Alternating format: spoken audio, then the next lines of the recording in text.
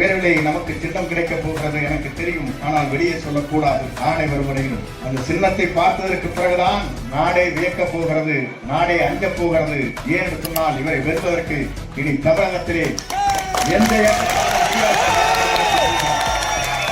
இருக்கிற குழந்தையை கேட்டால் சொல்லுகிறது தாயிடத்திலும் தந்தையிடத்திலும் இந்த முறை விஜய்க்குத்தான் ஓட்டு போட வேண்டும். எல்லோரும் நினைக்கிறார்கள் கடலில் நம்மை தள்ளிவிட்டதாக சொன்னார்கள். நான் கப்பலில் ஏறி வந்து விஜயை கண்டு கொண்டிருக்கிறேன். நீங்கள்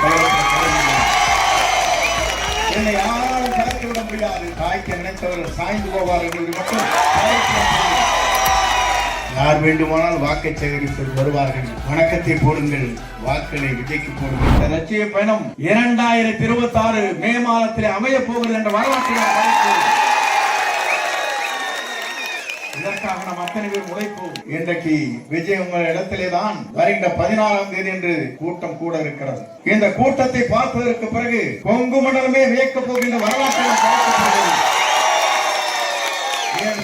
வரலாற்றுக்கு சொந்தக்காரர் நீங்கள், வரலாற்றை படைக்கக்கூடியவர் நீங்கள். அவருக்கு இவ்வளவு பேர் ஆதரவு இருக்கிறது.